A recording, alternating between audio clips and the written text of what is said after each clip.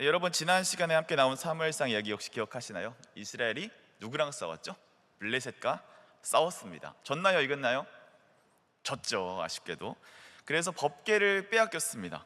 그런데 이스라엘 눈에 보이지 않는 이 하나님은 다곤 신전 앞에서도 그의 신상을 쓰러뜨리고 팔목을 꺾으시고 이 목을 댕강 자르셔서 이 도망가려는 신을 마치 잡아 끌어당긴 것처럼 하나님은 여전히 그곳에서도 이 적진의 한복판에서도 일하고 계시는 주님에 대해서 우리가 함께 묵상했습니다. 여러분 우리의 삶에서도 그렇죠. 때론 우리의 삶에 보여지는 것들이 없어도 우리의 삶에 어떤 응답이 보이지 않아도 여전히 보이지 않는 하나님은 누구를 위해? 우리를 위해 여전히 일하고 계신다라는 그것이 우리의 믿음이다 라는 말씀을 가지고 우리 그 말씀 듣고 우리 수련회로 갔던 거 기억하실 겁니다. 오늘 말씀도 그 맥락을 비슷하게 이어가고 있어요. 오늘 그 빼앗긴 법궤가 이제는 갈 길을 찾지 못해 이제 방황하는 그런 모습들이 오늘 본문에 보이게 됩니다. 우리 말씀을 따라가 볼까요? 자, 지금 법궤가 있는 곳은요, 이 다곤 신전이 있는 이곳은 바로 이 아스돗이라는 곳이거든요. 아스돗. 자, 그런데 이 아스돗에 갑자기 큰 일이 생깁니다. 어떤 일이 생기냐면 이 신전이 있는 곳은 굉장히 번화가잖아요, 그렇죠? 우리가 이제 그 당시도 그랬습니다. 어떤 유명한 랜드마크가 있는 곳은 굉장히 번하고 사람이 많은 곳이거든요. 그런데 갑자기 이 아스돗 사람들이 막 피부에 종기가 나는 겁니다. 종기 나오셨죠? 여기서 이제 묘사기로 종기라는 단어로밖에 설명할 수 없어서 종기라고 얘기를 했지만 굉장히 극심한 피부 질환들이 생기기 시작하는 거예요. 여러분 피부과약이 굉장히 센 거 아시죠? 굉장히 독한 거 아시죠? 굉장히 극심한 질병이 들끓기 시작하는 거예요. 그러면서 또 뭐가 생기냐면 이 들쥐들, 이 쥐들이 막 창궐하기 시작해서 그 병을 그 매개체가 돼서 막 옮기기 시작하는 거죠. 자, 그래서 아스돗 사람들이 그 당시 자신들의 상황을 보면서 우리 6절 말씀 보시면 그 상황을 아스돗 사람들이 설명하는데 그 지역을 쳐서 하나님이 망하게 하니 우리 지역이 완전히 망해버렸다. 우리가 번화가였고 랜드마크가 있는 신전이 있는 이 귀한 아름답고 융성한 곳이지만 이곳이 망해버리게 됐다. 이 정도로 절망의 표현들을 그 사람들이 하고 있어요. 그래서 7절에 이어지는데 아스돗 사람들은 궤를 우리와 함께 하지 못하게 해달라고 간절하게 사람들에게 이야기를 합니다. 그래서 이제 이스라엘 신의 임재, 이스라엘 신이 있다라고 여겨지는 이 궤를 이곳에 둘 수 없다라고 아스돗 사람들은 이 블레셋의 5 왕에게 탄원을 제출하죠. 탄원을 하죠. 호소하죠. 이 법궤를 제발 옮겨주십시오. 호소를 합니다. 그래서 블레셋 왕들이 대답했어요. 그러면 정 너희들이 그렇다면 이 법궤를 어디로 옮기자? 가드로 한번 우리 옮겨봅시다. 제안을 받아들입니다. 그리고 가드 사람들은 아무런 생각 없이 그 법궤를 덜컥 받았어요. 그런데 이 가드에서도 어떤 일이 일어나냐? 이 아스돗에서 일어났던 일과 동일한 일들이 일어나는 거예요. 갑자기 피부병이 생기고 들쥐가 막 끓기 시작하면서 막 온도 가드 지역이 난리가 났더라는 것이죠. 그래서 그 사람들도 더 이상 안 되겠다 싶어서 다시 그 블레셋 5 왕들에게 탄원을 합니다. 이 법궤를 우리에게서 제발 옮겨주십시오. 우리도 이러다 다 죽을 것 같습니다. 그래서 이번엔 그 법궤가 어디로 가나? 에글론이라는 곳으로 갑니다. 에글론. 자, 에글롯으로 가려고 하는데 그 결정이 듣자마자 이 소문이 막 일파만파 퍼져나가는 것 같아요. 이제 에글롯 사람들이 그 법궤를 밟기도 전에 아예 받지 않기로 이렇게 블레셋 5 왕에게 이야기를 합니다. 그러면서 아니 이 법궤를 우리에게 가져다가 우리와 우리 백성을 죽이려 하십니까? 10절 말씀에서 그렇게 이야기를 하고 있거든요. 보시면 이 부르짖어 이르되 이런 표현을 사용해요. 첫 번째에서 망했다, 못 받겠다, 이제 마지막에서 부르짖어 이르되. 여러분 성경에서 부르짖어 이를 때는요 굉장히 긴박한 순간이거든요. 우리 예수님을 향해서 병자들이 요즘 큐티 말씀 보시면 어떻게 예수님을 찾죠? 부르짖어 부르죠. 이게 아니면 내 죽을 것 같은 거야. 이게 아니면 내 삶에 더 이상 대안이 없는 거야. 그래서 이 부르짖어서 더 이상 이 우리 지역에 이 법궤를 받을 수 없습니다. 제발 그걸 면해 주십시오. 그렇게 이제 이야기를 하는 거죠. 그 결과 어떻게 되냐면요, 우리가 읽지 않았지만 말씀해 보시면 그 법궤가 이제 들에 떠돌게 되거든요. 우리 한글 성경 있으신 분 보시면 1절 말씀에 어떤 지방에 거하였더라 이제 이런 구절이 나온 것들 보실 겁니다. 이 지방의 한글 성경에 각주의 1번하고 들이라고 되어 있거든요. 그러니까 이 법궤가 어디로 향방을 알지 못하고 이제 들에 방치되어 있는 그런 상황이 된 거예요. 근데 그렇게 방치해 놓을 수 없잖아요, 그렇죠? 그래서 이 블레셋은 이제 중대한 대책회의를 엽니다. 그래서 이 블레셋은 역시 블레셋답게 결정을 내리죠. 누구를 부르냐면 이제 다양한 점쟁이들, 술사들, 또 다양한 그 다곤 제사장들을 다 불러가지고 이제 회의를 시작하는 거예요. 야, 그럼 이 법궤를 어떻게 할까? 이 법궤를 어떻게 했으면 좋겠냐? 그러니까 굉장히 게으른 상황인 거죠. 자, 생각해 보세요. 이 블레셋에게도 수많은 전열의 낭비를 하면서 전쟁을 치러서 그 이스라엘의 법궤를 가지고 왔단 말이에요. 근데 이스라엘이 어떤 신으로 블레셋을 알고 있었어요? 이 초강대국이었던 애굽을 10가지 재앙으로 쓸어버린 신 아닙니까?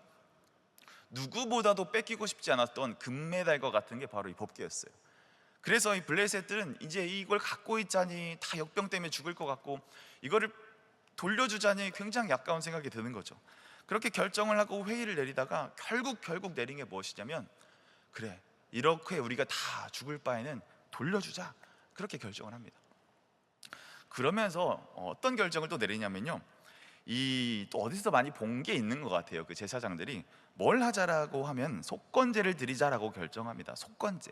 여러분 속건제 많이 들어보셨죠? 속건제는 이 죄를 사할 때 하나님께 드리는 제사거든요. 근데 이 제사장들이 이스라엘에서 이렇게 뭘 하는 걸 건너로 본 것 같아. 그래서 속건제를 드리자라고 그렇게 제안을 합니다. 그렇게 하기로 해요. 그런데 이 속건제를 드리는 방식이 굉장히 기괴해요.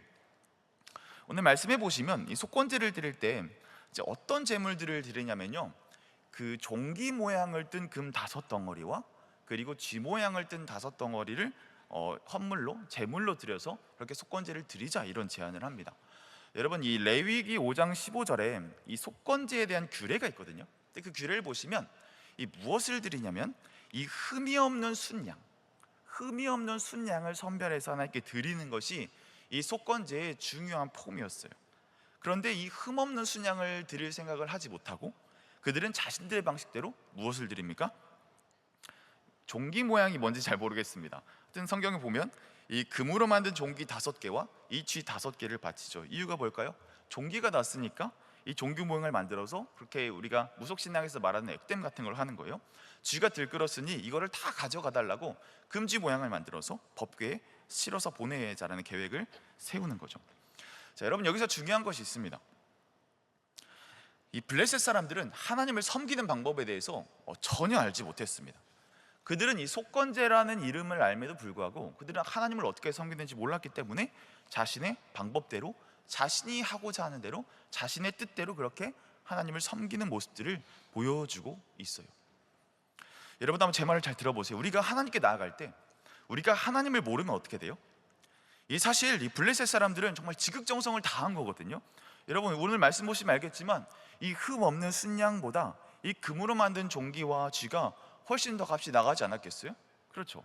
이 정성의 측면, 이 노력의 측면, 이 고민과 고뇌의 측면에서는 어쩌면 이 블레셋 이 제사장들이 낸 이 아이디어가 훨씬 더 그 마음의 무게와 준비와 집중도가 있었을 수 있습니다.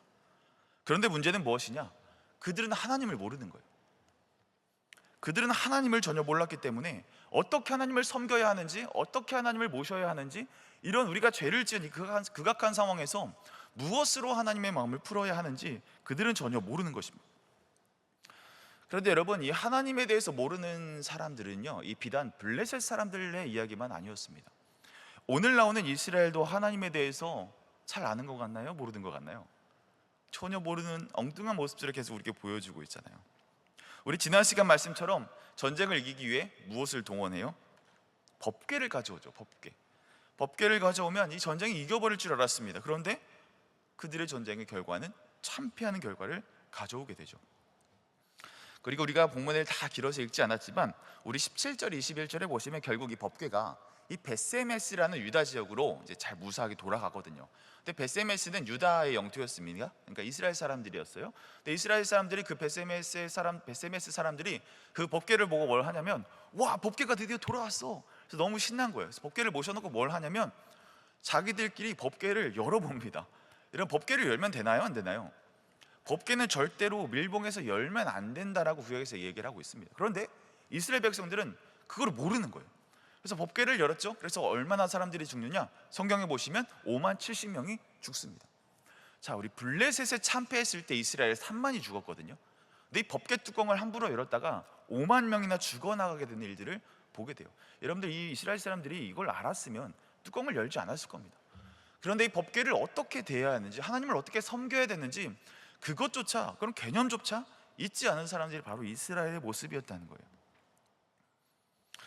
여러분, 하나님을 향한 열심, 이 하나님을 향한 우리의 마음의 정성들, 그리고 하나님을 향한 노력도 굉장히 중요한데, 여러분, 그것보다 우리가 더 중요한 것이 무엇이냐면 우리가 하나님을 바로 아는 것이 더 중요해요. 여러 사역의 자리, 여러 헌신의 자리 너무 중요하죠. 그러나 그것을 통해 우리가 그 일들을 통해 하나님을 알고자 하는 마음이 빠져버리면 여러분, 우리는 아무것도 아니게 된 거거든요. 하나님이 누구신지 아는 것은 가장 중요한 일이자 우리 가운데 가장 먼저 되어야 할 일입니다. 그 자체가 중요한 게 아니라 그것을 통해 하나님이 어떤 분이시고, 하나님 우리가 어떤 일을 행하셨고, 우리가 하나님께서 우리에게 무엇을 알길 원하시는지 그 의미를 찾고 그 의미를 계속해서 캐내는 일들에 대해서 우리가 소홀하게 된다면 우리가 어떤 열심, 어떤 정성, 어떤 힘을 주어 나간다 할지라도 그것은 하나님이 기뻐하시지 않는 일일 수 있습니다. 자, 그럼 제가 여러분들 질문을 하나 던져볼게요. 그럼 여러분들은 얼마나 하나님에 대해서 알고 계십니까? 여러분들 얼마나 하나님에 대해서 잘 알고 계세요? 이 블레셋은 하나님을 잘 몰랐죠. 그래서 자신들의 방식대로 정말 최고의 방법이긴 했지만 금지와 금종기를 만드는 것으로 속건제물을 드리게 됩니다. 이스라엘도 마찬가지죠. 법궤만 있으면 전쟁에 이길 거다라고 하나님을 부적처럼 사용하기도 하고, 이 함부로 법궤 뚜껑을 열어서 많은 사람이 죽기도 하고. 여러분, 어쩌면 이것이 우리들의 모습이지 않을까요? 하나님을 진짜 알아가기보다 어쩌면 내 방식대로, 어쩌면 뜻없는 내 열정대로 그렇게 하나님을 대하고 취급하려는 내 모습들, 나에게 필요할 때만 하나님을 찾고 원할 때만 내가 예배하는 그 모습들, 이게 어쩌면 우리들의 신앙일지 모릅니다. 그런데 이렇게 우리가 고백하는 경우들이 있죠. 진짜 하나님을 사랑하고 내가 하나님이 없으면 안 돼요, 나는 더 이상 하나님이 아니고서는 난 더 이상 설명될 수 없는 존재입니다, 이런 마음의 고백을 할 수 있는 사람들은요, 반드시 함께 따라오는 것들이 있어요. 그 고백 뒤에 함께 따라오는 것이 분명히 있습니다. 그게 무엇이냐면, 그런 고백을 할 수 있는 사람들은 그 마음속에 반드시 이 하나님을 알기를 갈망하는 마음이 자연스럽게 따라오게 되어 있어요.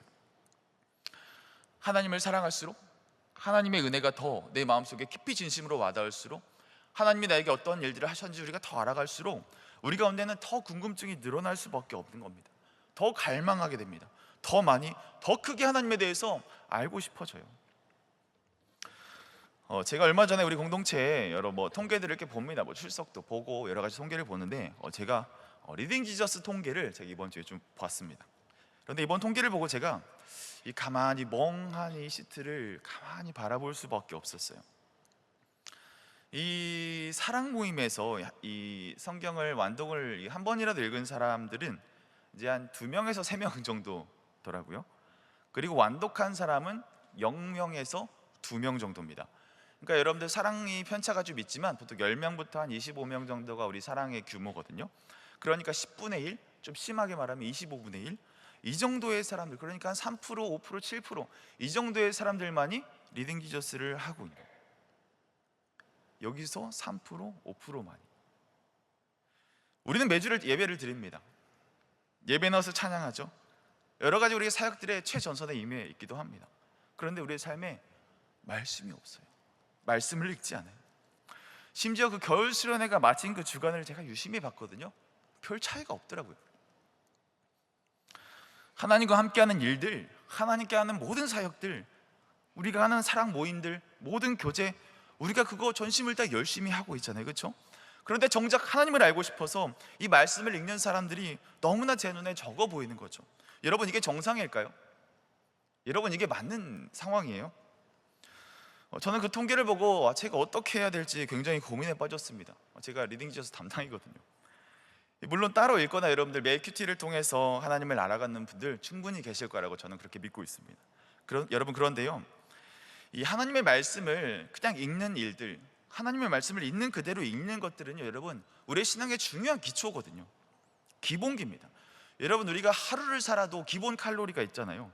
기초 대사량 2000칼로리 정도를 우리가 꾸준히 먹어줘야 우리의 삶이 살찌든 안 찌든 그 정도는 먹어줘야 우리가 일상을 쭉 유지할 수 있다고요.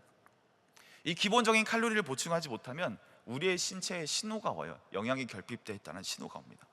그렇죠. 신앙생활함에 있어서 우리가 큐티하고 말씀 듣는 것, 찬양하는 것, 예배하는 것 물론 너무나 중요한 일입니다. 그러나 그것의 가장 기본이 되고 기초 체력이 되는 우리가 성경을 읽는 그 일들에 대해서 우리가 소홀하게 된다면 마치 우리가 숨을 쉬지 않고 살아갈 수 있다는 것과 동일한 거예요. 이 성경을 읽는 것이 우리의 삶에 굉장한 신앙의 기본기를 이룹니다. 우리의 삶을 믿음으로 산다라고 한다면 그 믿음의 중요한 재료가 되는 것이 무엇이냐면 우리가 꾸준히 읽어내는 그 하나님의 말씀이거든요. 그 읽은 말씀 묵상해내는 것이거든요.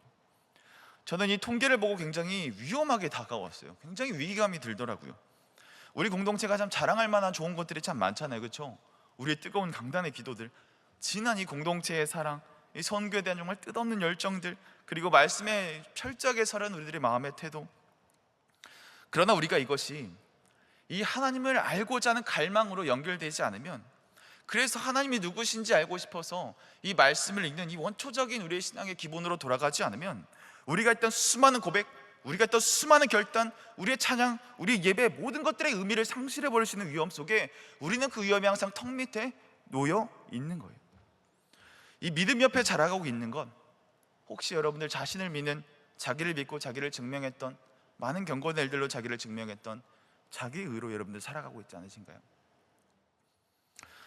무엇 위에 기초하여 세워질 수 있는 것인가? 우리는 이것을 지금 다시금 생각해 봐야 하는 것이죠. 여러분 기도도 마찬가지입니다. 여러분 기도에 말씀이 없으면 어떻게 되는지 알아요? 그 기도가 한없이 공허해져요. 말씀이 없으면 믿음도 흔들립니다. 그럼 뭐가 남을까요? 종교적인 행위, 태도, 껍데기, 자기 자랑, 종교적인 만족감, 카타르시스, 여러 자기 공로들만 남게 되는 거죠. 그 기도는 죄와 싸울 힘을 전혀 우리에게 줄 수 없습니다. 세상에 익숙한 것, 세상에 여전한 것, 죄라 붙여있는 것들에 내 즐거운 것들로 다시 돌아가려는 이 죄를 향한 방향성, 죄를 향한 귀소 본능을 그 기도는 절대로 꺾어낼 수 없어요. 이 기도가 말씀에 있지 않는다면 우리의 기도는 공허한 울림밖에 되지 않는다는 것이죠. 그러니까 여러분, 제발 바른 양식을 드십시오. 하나님 말씀을 읽고 그 말씀을 묵상하고 삶에서 소화해낼 줄 알아야 합니다. 언제까지요? 주님 오실 때까지. 여러분 주님 오실 때까지 계속 우리 예배 전에 함께 마을 모여서 회개 기도도 하잖아요, 그렇죠? 언제까지 우리가 예배 나와서 주님 저는 연약합니다, 저의 죄를 용서해 주십시오, 계속 우리 회개 기도만 할 겁니까? 이제는 말씀이 나에게 충만해져서 이 말씀이 나를 압도해서 말씀의 존재를 가득 채워서 이 내 삶에 하나님이 행하신 일들 그거 자랑하려고 이 시간 나와서 함께 나누고, 그거 내가 선포하려고 함께 기도하며 기도 제목을 만들고, 그 탄성, 그 감격, 그 환호로 예 주님이 그러한 분이시죠, 주님이 하신 일이 이것입니다, 그렇게 예배할 수 있다면 우리 예배가 얼마나 하나님 받으시기에 더 흡족할 예배가 될 수 있겠습니까? 얼마나 더 준비가 된, 일생에서 준비된 예배가 될 수 있겠냔 말이에요. 사랑하는 여러분, 우리가 이 질문을 우리 자신에게 이 시간 던져야 할 때입니다. 나는 정말 하나님을 알고 싶어 하는가? 나는 정말 하나님을 갈망해서 이 모든 것들을 행하고 있는가? 아니면 그냥 익숙해서 이 정도도 충분하다라고 생각해서 그렇게 적당히 알고 신앙생활을 하고 있는가? 여러분, 사랑하면 어떻게 되죠? 사랑하면 그 상대방에 대해서 더 알고 싶어지는 거예요. 뭘 좋아하는지, 뭘 싫어하는지, 어떤 생각을 하는지 관심이 생깁니다. 제가 대학생 때 살고 있던 이 공동체 방에 한 선배가 몰래 비밀 연애를 하기 시작했어요. 비밀 연애 해보셨나요? 저는 해봤습니다. 그래서 그 짜릿함과 스릴을 잘 알고 있죠, 제가. 자, 근데 그 방에서 이제 그걸 어떻게 알게 됐냐? 이런 그거 있잖아요. 이렇게 카톡으로 뭐 이렇게 메신저를 이렇게 하고 있으면 갑자기 그 사람의 입속에서 미소가 이렇게 빵긋 빗어지는 거 본 적 있어요? 뭐 이렇게 뭐 카톡을 하는데 뭔가 이제 뭐 입꼬리가 올라가고 막 희죽희죽거리는 그런 미소가, 이거 그런 거 있잖아요, 그렇죠? 같이 이제 그 방이 2.5룸 되는 진짜 작은 방이었는데 남자 5명이 살았거든요. 그러니까 서로의 표정과 숨소리까지 들릴 정도로 굉장히 밀착해 있었습니다. 근데 가만히 보니까 그 형의 선배의 얼굴에 핑크빛이 자꾸 도는 거예요. 핸드폰을 하는데 그때 갤럭시 1이었거든요. 갤럭시 1을 이렇게 막 카톡을 하는데 뭐 얼굴에 미소가 막 이렇게 빵긋빵긋 비추는 거죠. 그래서 나머지 룸메들과 새로 카톡을 파가지고 지금 저 뭐 있다, 지금 저거 뭐 있다, 저 뭐 있으니까 내가 지금 체급이 제일 부족, 그 형이 씨름하는 형이었거든요. 제가 체급이 제일 부족하니까 그 나머지 친구들은 굉장히 체격이 좋습니다. 막 나중에 소방관도 되고 막 이렇게 그 유도 선수도 되고 막 그런 친구들이었어요. 그래서 이제 둘이 팔을 잡아라. 한 명이 발을 잡고 내가 기동성이 좋으니까 핸드폰을 내가 낚아채고 다른 방에 들어가서 문을 잠그겠다. 그리고 계획을 세우고 저녁을 먹었습니다. 저녁을 먹고 때를 보고 있었죠. 아니나 다를까 이제 배부른 그 선배는 딱 소파에 누워서 지그시 핸드폰을 꺼내서 이야기를 하기 시작했죠. 빵긋빵긋 미소가 보이는 거예요. 그래서 제가 외쳤습니다. 지금이야! 지금이야! 외쳤더니 이제 막 아다다 달려붙어가지고 이제 그건 얼떨떨한 거죠. 어안이 벙벙한 거죠. 그래서 제 핸드폰을 낚아채고 그 방에 들어가서 문을 잠궜습니다. 밖에서는 막 곡소리가 하면서 짐승의 소리가 막 들리는 거예요.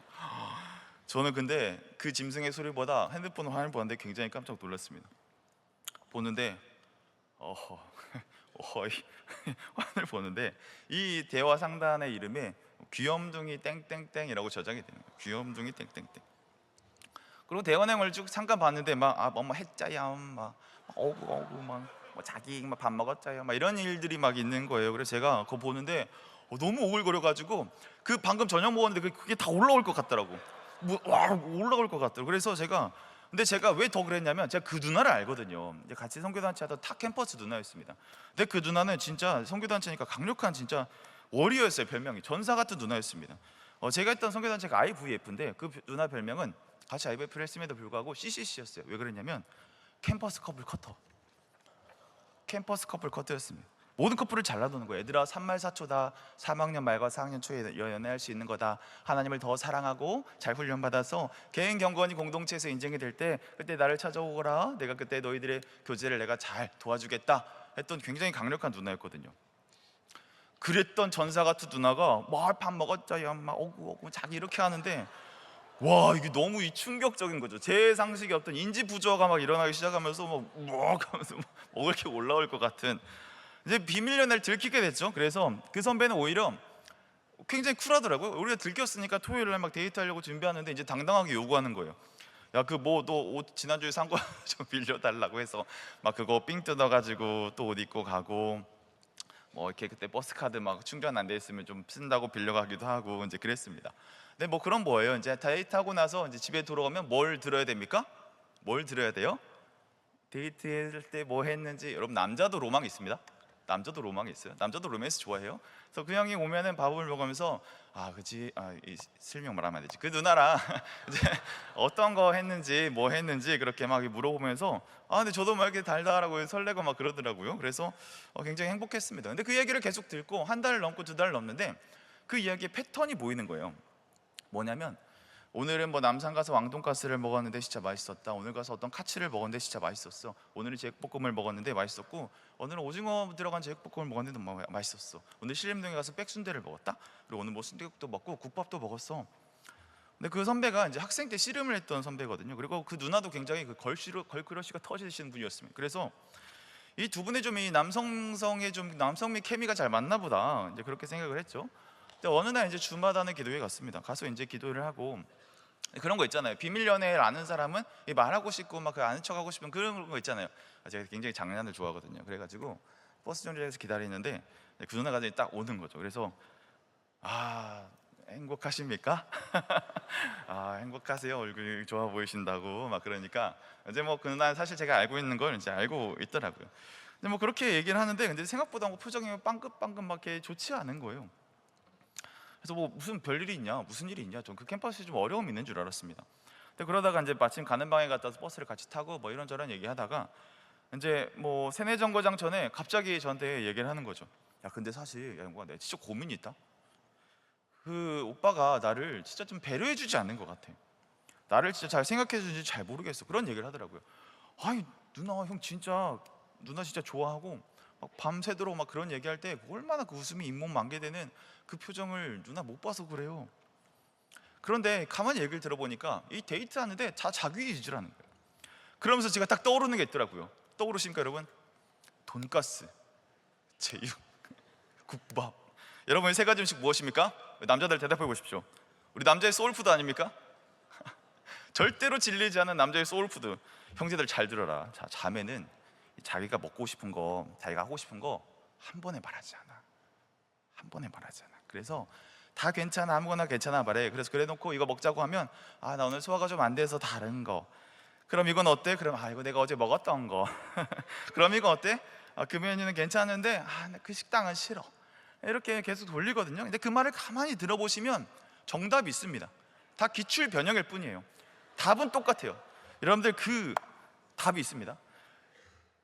제가 하고 싶은 말은 뭐냐면요, 사랑하면 보인다는 거예요. 여러분, 사실 그 워리어 같은 그 선배도 아기자기한 식당 가서 다른 것도 먹어보고 싶고, 다른 것도 해보고 싶고, 뭐 유명한 뭐 맛집 그런 데 찾아가고 싶고, 얼마나 해보고 싶었겠습니까?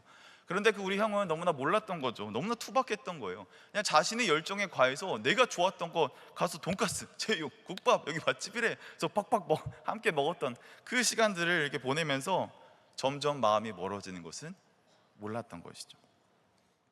그러면서 그 누나가 버스 내리면서 그런 말을 하더라고요. 이 오빠가 진짜 나를 생각해 주는지 잘 모르겠어. 진짜 나를 좋아하는지 잘 모르겠어. 제가 볼 땐 진짜 좋아했거든요. 거기까지 생각이 가더라고요. 사랑하는 여러분, 이 마음만 있으면 뭐합니까? 이 열정만 있으면 뭐합니까? 진짜 그 대상을 알아가려는 그 마음, 내가 말씀 읽고 묵상하고 치열하게 일상을 말씀으로 넣지 않으면 내가 정말 하나님 사랑한다고 말할 수 있겠습니까? 내 열정, 내 진심 다 좋습니다. 내 훈련 다 좋아요. 그런데 그 안에 진짜 하나님을 사랑해서 하나님을 알려는 그 마음들이 없다면, 여러분들 그 마음, 그 열정, 그 했던 일들 우리 다시금 재고해 봐야 하는 것입니다. 여러분, 사랑하면 그 대상을 아는 게 먼저예요. 무엇을 좋아하는지, 어떠한 상태인지, 나에게 어떤 생각을 품고 있는지 계속해서 알아가야 합니다. 계속해서 공부해야 돼요. 여러분들 마찬가지예요. 우리가 하나님을 사랑한다면 하나님을 더 알아야죠. 알고 싶은 갈망이 우리 가운데 있어야죠. 바라옵기는 하나님을 사랑해서 주님을 알길 원하는 갈망이 여러분들에게 충만하시기를 주님의 이름으로 축복합니다. 성령님께서 거룩한 충동을 마음껏 일으켜 주셔서 여러분들 주님을 알아갈 열정을 주시기를 주님의 이름으로 마음껏 축복합니다. 우리 김병환 목사님이 그런 얘기 해주셨잖아요. 항상 무엇을 하든 하나님 왜입니까?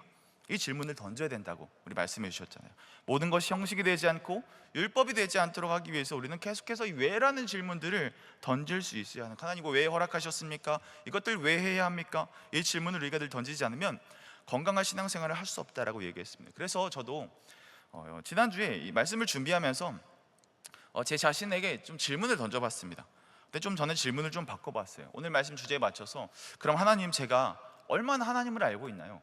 제가 얼마나 하나님에 대해서 사랑하는 만큼 내가 주님을 알고 있나요? 그 질문을 계속 던져봤습니다.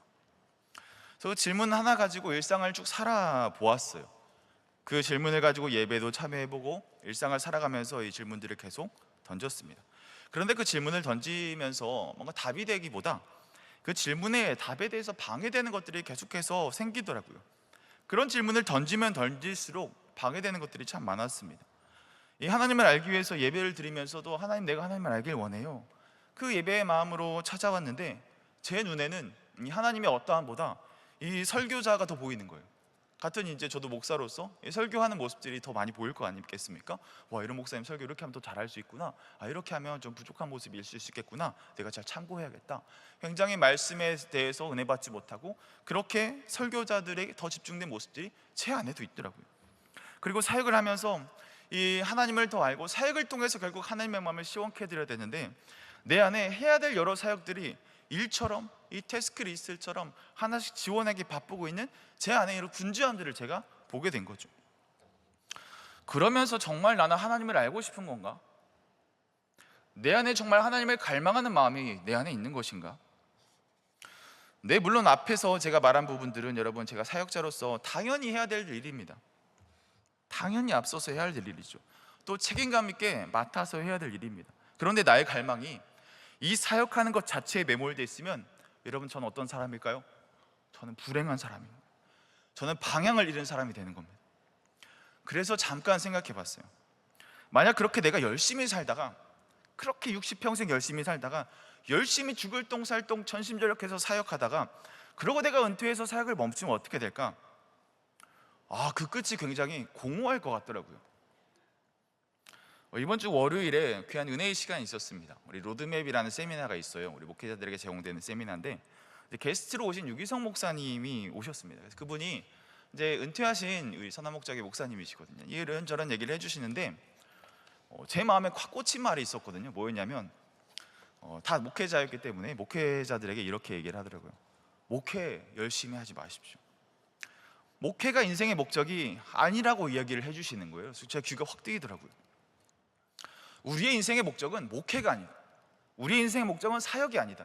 우리 인생의 목적은 교회에서 어떤 헌신에 동원되는 것이 아니다. 하나님을 알고 하나님 안에 거하는 것, 그것이 우리의 인생의 목적이다라고 이야기를 하시더라고요. 그거 붙잡지 못하면 지금 잘못 살고 있는 거다, 지금 방향 잘못 잡고 있는 거다, 이런 얘기를 하시더라고요. 근데 그게 마음에 콕 박히면서 점점 쐐기처럼 제 마음에 푹푹 비집고 들어오는 거예요. 그래서 저도 제 자신에게 물었습니다. 내가 정말 하나님을 알고 하나님 안에 거하게 내가 힘썼을까? 그 질문 앞에 냉정하게 서보았더니 자신이 없더라고요. 내가 열심히 사역을 하는 것과 이 하나님을 아는 것은 사실 여러분 상관이 없을 수 있습니다. 도움은 되겠죠. 열심히 사역하다 보면 하나님 마음 무엇인지 알 수 있겠죠. 그런데 내가 하나님을 갈망하고 하나님을 알기 원해서 하나님 안에 거하기 위해서 몸부림 때문에 내가 이 자리에 왔고, 그 몸부림 때문에 내가 열심히 사역하는 것과 내가 그저 일들에 대해서 일로 주어지고 사역으로 주어져 하는 것, 생각 없이 하나님을 갈망하지 못하면서 하는 것들은 여러분들 천지차인 것입니다.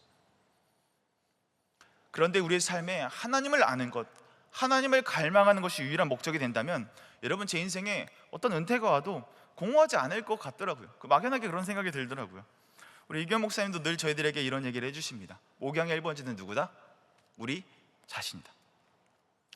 내가 하나님 안에 거하지 못하고 내가 하나님을 알기를 멈추면 여러분, 우리는 껍데기만 남습니다.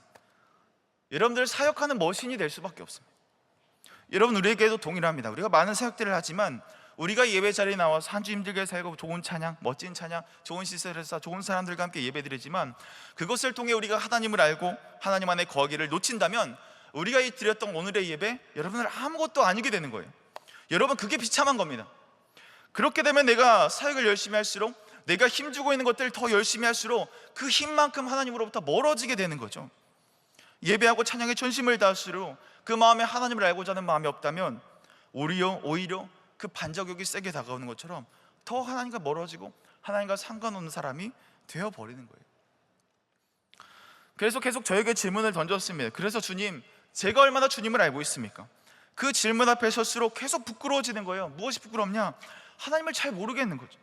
하나님을 잘 모르겠어요. 그 질문을 던질수록, 그 질문이 반복될수록 그럼 나에게 하나님이 어떤 분이신지, 이 과거에 나에게 어떤 일들을 하셨고 어떤 은혜를 베푸신 하나님에 대해서는 알겠더라고요. 그리고 교리적으로 성경의 지식으로 하나님이 어떤 분이신지 대답할 수 있겠더라고요. 그런데 진짜 내 자체에 대해서 내가 하나님의 진짜 그 존재가 어떤 분이신지 더 설명하려고 해도 한계가 있더라고요. 그런 고민 가득한 마음들을 며칠을 좀 지냈던 것 같아요. 그러다가 목요일쯤인가 이제 캠퍼스 모임을 다녀오면서 이제 교회에 가까운 근처의 친구들을 잘 이제 태워다주고, 그리고 친구와 이제 산책 한 바퀴도 돌고, 마음이 답답해서 이제 차를 타고 한 바퀴를 돌았습니다. 근데 그렇게 가는데 이 반려견이랑 산책하고 가는 게 한 사람에게 보이는 거예요. 어떤 아주머니가 또로로 산책하는 게 보이더라고요. 근데 문득 제 안에 이런 생각이 들었습니다. 저 강아지는 주인의 마음을 얼마나 알까? 정말 아무리 충실해도, 아무리 충직해도 앉아 하면 앉고 짖어 하면 짖는다고 해도 얼마나 그가 충직함을 떠나서 얼마나 주인의 그 속마음까지 강아지가 헤아릴 수 있을까? 그런 고민이 들더라고요. 답은 여러분들도 아시죠? 강아지는 절대로 이 주인의 생각을 뛰어넘을 수 없습니다. 주인의 마음을 헤아릴 수 없습니다. 왜 그러죠? 강아지에 비해 이 사람이라는 존재는 너무나 위대하고 너무나 지성이 탁월하고 이 강아지와 비교할 수 없는 성정을 가진 그런 너무나 하나님 지으신 고유한 존재이기 때문이잖아요. 절대로 강아지는 사람 속을 알 수가 없습니다. 이걸 보면서 제가 느낀 게 있어요. 내가 하나님을 얼마나 아는가? 이 질문이 계속해서 제 마음에 파고들수록 이 하나님에 대해서 저는 사실 더 잘 모르겠는 거죠. 내 평생을 들여도 사실 하나님을 알 수 없는 것이 그 문제의 그 질문의 답이었습니다. 저는 여러분 7년 동안 신학적인 트레이닝을 한 사람이에요. 10년 동안 사역을 해온 사람입니다. 36년간 모태신앙으로 이 교회를 선택할 수도 없는 이 교회에서 나고 자란 그런 사람이에요. 그런데도 하나님 앞에 제가 섰을 때 이 간장종지만큼 조그만한 이 내 인생의 그릇에 어떻게 하나님을 담아낼 수 있을까? 그런 무기력함이 제 안에 싹 스며들더라고요. 그럼 내가 내 평생을 들여서 위대한 하나님을 내가 알 수 없고 그분에 대해서 내가 어떻게 다 알 수 있을까? 그런 무기력한 마음들이 쓱 스며들면서 제 마음속에 이 뭔가 가라앉는 듯한 마음이 제 마음속에 들더라고요. 여러분들, 하나님 앞에서 우리가 무엇을 할 수 있을까요? 우리가 하나님을 얼마나 알 수 있을까요? 그런데 갑자기 오늘 설교를 하려고 묵상하던 이 말씀, 이 다음 챕터가 생각이 나더라고요. 바로 블레셋이 법궤를 이스라엘에게 돌려보내는 그 장면이 저의 마음속에 자연스럽게 떠올랐습니다. 우리 함께 말씀으로 다시 한번 돌아가 보겠습니다. 자, 블레셋의 법궤 때문에 이 전염병으로 많은 사람이 죽었죠. 그래서 앞에 말한 것처럼 이 법궤를 어떻게 하기로 결정했어요? 돌려보내기로 결정했죠. 우리 7절과 9절 말씀인데 조금 길지만 같이 한번 읽어보겠습니다. 시작. 그러므로 새 수새를 하나 만들고 멍에를 메어 보지 아니한 전 나는 소 2마리를 끌어다가 소의 수레를 메우고 그 송아지들은 떼어 집으로 돌려보내고 여호와의 궤를 가져다가 수레에 싣고 속건제로 드릴 금으로 만든 물건들은 상자에 담아 궤 곁에 두고 그것을 보내어 가게 하고 올라가서 벳세메스로 가면 이 큰 재앙은 그가 우리에게 내린 것이요 그렇지 아니하면 우리를 친 것이 그의 손이 아니요 우연히 당한 것인 줄 알리라 하니라. 아멘. 그런데 블레셋은 끝까지 하나님 앞에서 시험을 합니다. 테스트를 합니다. 아까 말했잖아요. 금메달과 같은 거라고요. 법궤는 이 블레셋에게 정말 명예로운 훈장과 같은 거였어요. 그래서 이걸 떠나기 싫은 마음에 마지막까지 테스트를 합니다. 그 테스트가 뭐냐면 정말 잔인하죠. 이 새끼를 낳은 2 암소를 수레에 매서 벳세메스로 향해 놓고 이 소가 가는지 안 가는지 살펴보는 겁니다. 생각해 보세요. 방금 이 송아지를 낳았어요. 이 방금 송아지를 낳아서 젖이 한가득 부풀어 있는 이 암소는 당연히 어디로 가야 돼요? 자기 새끼에게로 가는 게 당연한 자연의 이치죠. 여러분, 이 세상에서 가장 강력한 사랑이 모성애잖아요. 이 모성애는 자신의 죽음까지도 불사할 수 있을 만큼 그게 모성애잖아요. 그런데 이 블레셋이 그 모성애를 가지고 장난을 치고 하나님을 테스트하고 있는 거죠. 근데 결과는 어떻게 되죠? 우리가 잘 아시는 것처럼 성경에 보시면 소가 좌나 우나 치우치지 않고 그대로 갔다라고 얘기합니다. 이 좌나 우나 치우치지 않았다는 것은 하나님께서 율법을 정확하게 지키라 할 때 쓰였던 표현이거든요. 그러니까 이 소가 한시도 흐트럼 없이 자기 갈 길을 벳세메스를 향해서 올곧게 전혀 미동 없이 흔들림 없이 그대로 갔다는 얘기예요. 여러분, 이 모든 것이 우연이 아니라 하나님의 역사라는 것이 드디어 밝혀지게 됐습니다. 블레셋도 좋은 마음으로 법궤를 돌려주던 것이 아니었죠. 사실 법궤를 이 이스라엘로 돌려주고 싶어하는 사람은 오늘 말씀에서 아무도 등장하지 않습니다. 블레셋도 테스트를 거치고 법궤를 돌려서 폭탄 돌리게 하다가 전혀 안 되겠으니까 이 낸 요책 가지고 이 법궤를 돌려주려고 했던, 끝까지 시험하려던 그 모습들, 여러분들 이스라엘은 또 어떻습니까? 말씀에 이스라엘이 법궤를 찾으러 왔노라 하는 이런 구절들이 있습니까? 그들은 이 블레셋에 가지고 있는 18한 철기가 너무나 무서워서 자신들의 둔탁한 이 무기들로 그들을 절대로 상대할 수 없어서 그 철기 앞에 두려움과 무서움 때문에 이름 한 자, 말 하나, 자신의 어떤 노력 하나 덧대지 않는 그 모습들이 이스라엘 백성들에게 보이고 있지 않습니까?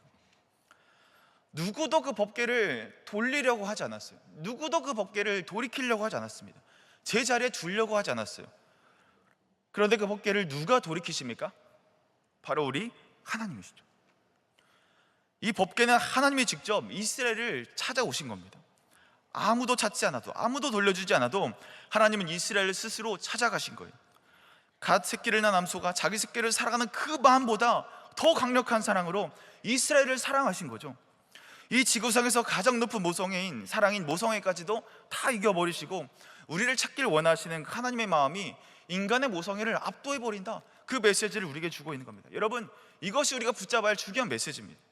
하나님은 우리가 간절히 찾기도 전에 우리에게 찾아오시는 분이십니다. 과연 내가 하나님을 얼마나 알고 있느냐? 그 숱한 질문들, 파고들었던 질문, 저에게 답이 되지 않았어요. 그래서 저는 하나님을 알 수 없다라고 결론을 냈습니다. 그러나 하나님 당신이 누구신지 우리에게 비춰주신다면 우리는 그제야 비로소 하나님을 알아가게 되는 거예요. 그러면서 하나님께서 저에게 응답과 같은 이 말씀을 생각나게 하시는 거죠. 우리 요한복음 15장 16절 말씀입니다. 제가 한번 읽어드릴게요. 너희가 나를 택한 것이 아니요 내가 너희를 택하여 세웠나니 이는 너희로 가서 열매를 맺게 하고 또 너희 열매가 항상 있게 하여 내 이름으로 아버지께 무엇을 구하든지 다 받게 하려 함이라. 여러분, 우리가 하나님을 택할 수 없습니다. 하나님이 나를 택하여 우리가 하나님을 찾을 수 있게 된 거죠.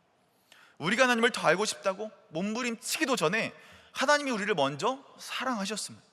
그래서 우리가 하나님께 드릴 수 있는 것이 무엇입니까? 우리가 드릴 수 있는 게 없어요. 우리가 하나님 앞에 할 수 있는 게 없습니다. 그저 우리가 할 수 있는 것은 무엇이에요?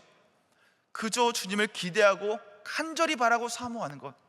우리 시편 130편 5절 7절에 이런 말씀이 있어요. 저와 여러분들의 고백이 되기를 소망하는 마음으로 우리 같이 한번 읽어보도록 하겠습니다. 나 곧 시작. 나 곧 내 영혼은 여호와를 기다리며. 6절 파수꾼이 아침을 기다림보다 내 영혼이 주를 더 기다리나니 참으로 파수꾼이 아침을 기다림보다 더하도다. 이스라엘아 여호와를 바랄지어다. 여호와께서는 인자하심과 풍성한 속량이 있음이라. 아멘. 뭘 해야 돼요? 기다리는 겁니다. 기다리면서 뭘 합니까? 주님의 말씀을 바라는 것. 여러분 성경을 읽으십시오. 리딩 지저스를 하십시오. 한 주에 한 장이라도 여러분들 꾸준히 읽고 내가 진짜 하나님을 알기 원하는 그 마음 간절함에 담아 보십시오. 그 마음을 큐티책에 기록해 보십시오. 그리고 매일 떨어지는 그 말씀, 나에게 주신 한 말씀을 알고 이 말씀 속에서 하나님이 어떤 분이신가 여러분들 질문하면서 그 말씀 속에 빠져 보십시오. 그게 큐티고 그게 묵상인 것입니다.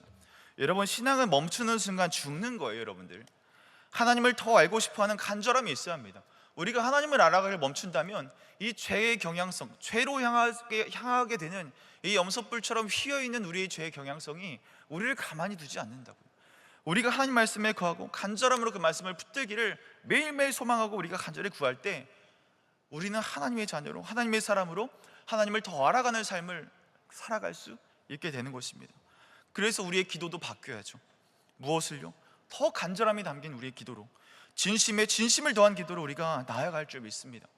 스마일 파티 시즌기, 우리 스마일 파티 준비 기도에 여러분들 오실 때마다 여러분들 그 마음의 진심을 늘 기억하십시오. 내가 한 영혼을 살리겠다라는 마음, 나를 살리신 주님 때문에 나도 그 영혼 살리겠다, 그 마음 가지고 여러분들 그 진심 가지고 이 자리에 나올 때 하나님이 여러분들을 더 드러내어 주실 것입니다. 누구를 위해서 기도하다가 남을 위해서 기도했는데 거기서 내가 하나님이 어떤 분이신지 더 깨달아지는 거예요. 거기서 하나님이 어떤 분이신지 우리에게 더 보여주시는 거예요. 그 일들이 저와 여러분들 가운데 풍성해지기를 소망합니다. 어떤 자들에게 그런 것들이 임해요? 기다리며 갈망하는 자들, 주인이 언제 올지 몰라, 도둑들이 언제 올지 몰라 끊임없이 문빗장을 들고 기다리는 파수꾼처럼 그렇게 하염없이 기다리는 것입니다. 간절함을 가지고. 그럴 때 주님이 저와 여러분들 속히 찾아오셔서 하나님을 아는 그 지식이 사랑으로 연결되고 그 사랑함이 하나님을 알고자 하는 마음으로 다시 연결돼서 하나님을 알고 사랑하는 저와 여러분들 다 되시기를 소망합니다. 우리는 결단을 담아서 함께 우리 찬양하고 기도할까요?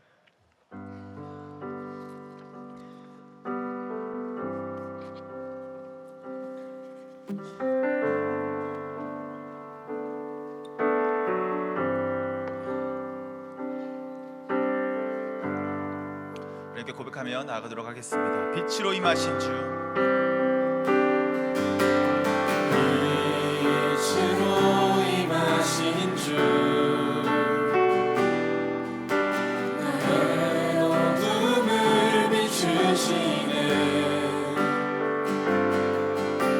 내 안에 연약함 모두 씻어주시고 나를 귀히 여기사 내 삶에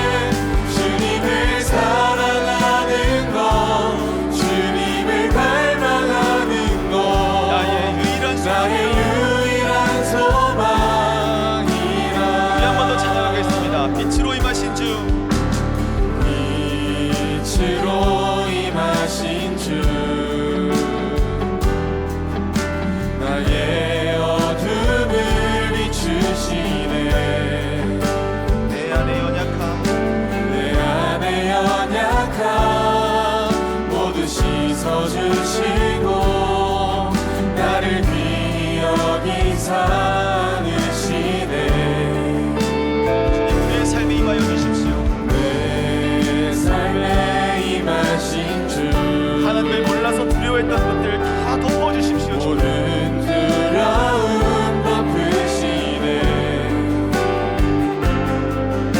주 나의 모든 것 주님만 의지하리. 눈을 들어 주님만 바라보리. 이렇게 선포합니다. 주님을 예배하는 것, 주님을 예배하는 것, 주님을 기뻐하는 것, 나의 마음과 뜻 다해 주님 더 알기 원하네. 주님을 사랑하는 것, 주님을 닮아가는 것, 나의 유일한 소망. 우리 시간 목소리 높여 찬양하겠습니다. 주님을 예배하는 것, 예배하는 것, 주님을 기뻐하는 것, 나의 마음과 뜻 다해 주님 더 알기 원하네. 예수님 그렇습니다. 우리가 주님 알기를 소망합니다. 그의 간절함에 연락하시며 주님 우리 안에 찾아와 만나 주시옵소서. 나의 유일한 소망. 고백합니다. 주님을 예배하는 것, 주님을 예배하는 것, 주님을 기뻐하는 것, 나의 마음과 뜻 다해 마음과 뜻 다해 주님 더 알기 원하네. 주님을 사랑하는 것, 주님을 닮아가는 것, 나의 유일한 소망이라. 여러분 함께 기도합시다. 주님의 동역자 여러분, 우리 안에 하나님을 진실로 갈망하는 마음이 있었는지 우리 한번 돌아봅시다. 블레셋 사람과 이스라엘은 하나님을 잘 몰랐습니다. 그래서 자기 생각대로 하나님을 대했습니다. 혹여 우리도 그렇게 살고 있지 않았는지 우리 한번 돌아보시기를 소망합니다. 하나님은 지금도 우리를 찾고 계십니다. 우리의 사역과 우리의 헌신 자체가 아닌 그것을 통해 하나님을 갈망하는 자들을 찾고 계십니다. 예배와 찬양 자체가 아닌 그것을 통해 하나님을 알기를 원하는 자들을 찾기를 원하십니다. 주님 우리에게 원하시는 요구는 딱 하나, 주님을 사랑하는 것입니다. 주님을 사랑하라 우리에게 명령하셨습니다. 주님 사랑해서 내가 여기 있고 지금도 주님 사랑해서 내가 여기까지 온 것입니다. 그래서 우리는 주님을 더 알기를 갈망해야 하는 것입니다. 이 시간 우리의 마음을 주님께 드립시다. 사랑하는 주님, 내가 주님을 사랑합니다. 그래서 지금보다 주님도 갈망하게 하여 주시옵소서. 주님도 갈망하오니 주님 하는 마음 도와여 주시옵소서. 주님을 알아갈 수 있도록 더 큰 사랑의 마음을 부어 주시옵소서. 갈망이 흘러넘치게 하여 주시옵소서. 주여 한번 부르시 함께 기도하겠습니다. 주여.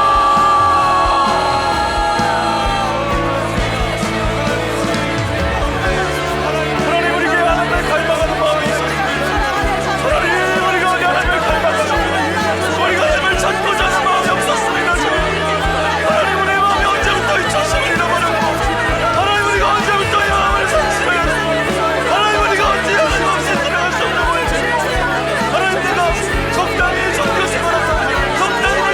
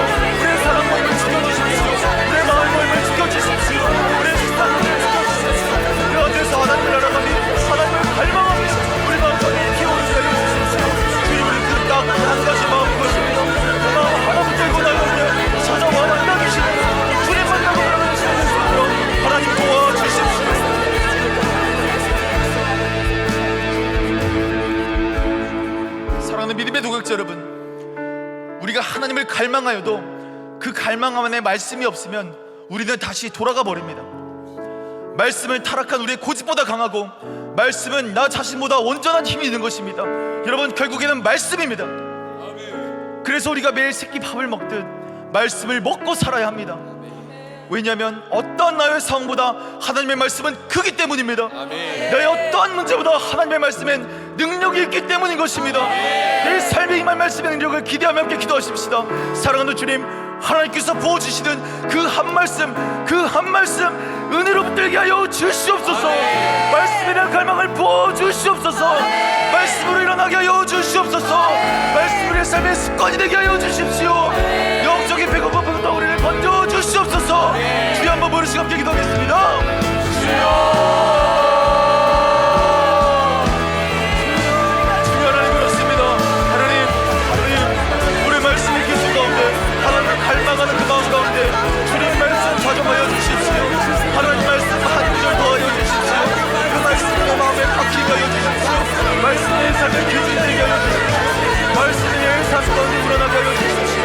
말씀의 삶을 살찌우게 하여 주십시오. 말씀의 인생의 뼈대가 되게 하여 주십시오.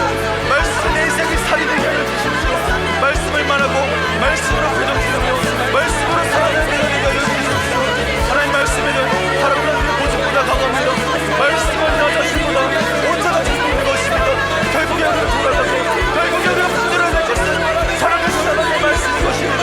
우리의 생명을 감사하고 모든 문제를 들어줄 때마다 그 주님 말씀, 그 주님 말씀 하나 때문에 우리의 인생으로 죽음에서 사망을 얻는 것이며, 그 말씀 하나 때문에 우리의 인생이 사망을 얻는 것이며, 본질의 것을 기억하고 나아갈 수 있는 그 말씀을 도와주십시오. 하나님 말씀 안에 건강해 주십시오.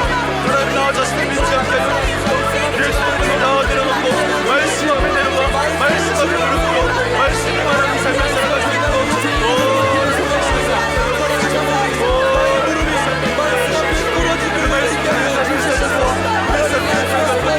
경험케 하여 주시옵소서. 그 주신 말씀 때문에 그 주신 말씀 따라 하나님 사랑하여 하나님 사랑하여 하나님 사랑하여 말씀 보고 말씀 보아라 더 사랑하여 주옵소서. 하나님을 알아갈 수 있는 사랑하여 그 사랑하는 걸 발견하는 마음을 느끼고 하나님과 말씀이 일으키는 선순환이 말씀이 일으키는 영적이고 말씀이 일으키는 하나님의 사랑함이 더욱더 배가 되게 하여 주시옵소서. 그 말씀을 돌아봐 말씀 잘 기억하시는 우리 사랑하는 사랑으로 하나님 도와주시옵소서.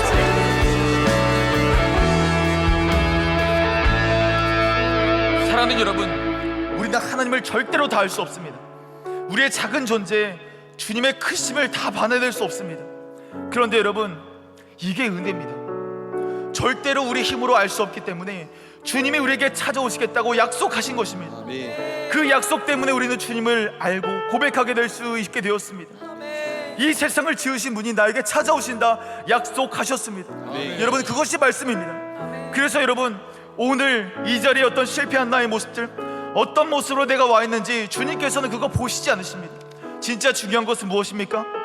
믿음 없는 우리를 기다리시고 먼저 찾아오신 붙드는 것, 우리 곁에 먼저 찾아와 다가오시는 그 주님 붙드는 것, 암소의 모성애를 초월할 만큼 우리를 그렇게 사랑하시는 그 주님 붙드는 것, 내가 너희를 찾아간다, 내가 너희를 찾아갈게, 내가 너와 함께 할게, 그 주님 붙잡을 때 우리 인생에 주님을 만나게 되는 것입니다. 우리 함께 기도합시다. 사랑하는 주님, 제가 주님 만나고 싶어 이 굳은 각오로 열심으로 살아왔지만 철저히 실패하고 무너져 있는 우리의 모습을 고백합니다.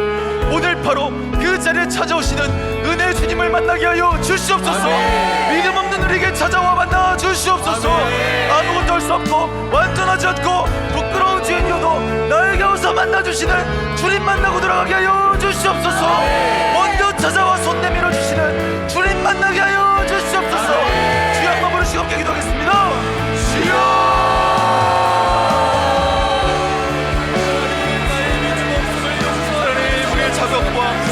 우리 어떤 조건과 우리의 신앙의 연륜과 내 간절함과 내 하나님을 향한 지식이 부족한다 할지라도 하나님을 내 마음을 열어주시면 내가 주님 나의 인생의 문제로 내가 영접할 수 있는 것입니다. 하나님이 시간 마음을 열어주신다면 내가 할 수 없는 일들 주님께서 열어주시고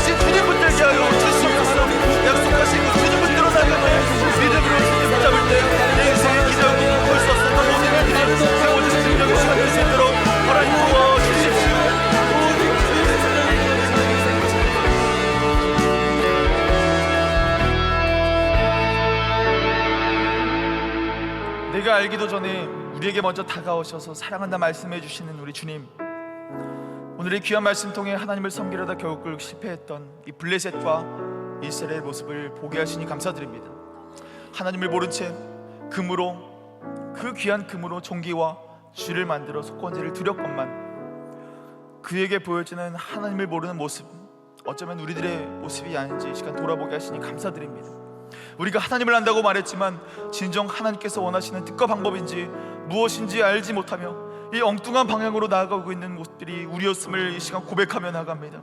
우리의 신앙을 깊이 돌아보게 하시니 참으로 감사드립니다. 주님, 이 시간 우리가 다시 주님 앞에서 진정한 회복을 간구합니다. 우리의 예배가 습관과 형식에 그치지 않고 하나님을 향한 뜨거운 사랑과 간절한 갈망으로 다시 회복되게 하여 주시옵소서. 날마다 말씀 먹고 묵상하게 하여 주시옵소서. 그 말씀 안에서 하나님을 깊이 알고 경험하는 삶을 살아가게 하여 주시옵소서. 하나님을 알아가는 것이 우리의 가장 큰 기쁨이 되게 하여 주시옵소서. 삶의 최우선이 될 수 있도록 우리 안에 거룩한 갈망을 부어 주시옵소서. 이제는 이전과 같이 말씀을 소홀히 하지 않겠습니다. 더 이상 영적으로 굶주려 있지 않겠습니다. 매일 하나님의 말씀 읽고 그 말씀 속에서 하나님의 음성 듣고 묵상하며 그 말씀대로 살아가겠습니다. 주님, 사역과 신앙생활이 주님을 사랑하는 진심에서 우러나오게 하여 주시옵소서. 예배한 우리 모든 순간이 하나님을 향한 진실된 사랑의 표현이 되게 하여 주시옵소서. 하나님 앞으로 우리의 삶의 변화를 기대합니다. 말씀을 통해 우리의 삶이 점점 주님을 닮아가게 하시고 우리의 믿음이 더욱 견고해질 것을 믿습니다. 우리의 변화된 삶을 통해 주변의 사람들에게 하나님을 증거하는 놀라운 선한도구 되게 하여 주시옵소서. 오늘 이 자리에서 결단합니다. 이제 우리는 하나님을 진심으로 알고자 하는 그 갈망으로 새로운 삶을 살아가게 하여 주시옵소서. 말씀을 가까이 하여 주님과 깊이 교제하게 하여 주시옵소서. 세상 가운데 흔들리지 아니하고 하나님 말씀 위에 굳게 서서 승리하게 하여 주시옵소서. 이 모든 변화와 결단을 통해 영광 받으실 주님을 찬양합니다. 우리에게 먼저 찾아와 다가와 주시는 주님 때문에 우리도 주님 알아가기를 포기하지 않게 하여 주시기를 간절히 원하오며, 우리 그렇게 인도하실 살아계신 우리 주 구주 예수 그리스도 받들어 기도드립니다. 아멘. 지금은 우리 주 예수 그리스도의 은혜와 하나님의 사랑하심과 우리를 새롭게 하시는 성령의 감화, 감동, 역사, 교통하심이 하나님을 갈망하고 하나님을 알기 원하는 야베스 공동체와 온 성도들 위해 이제로부터 영원토록 함께할지어다. 아멘.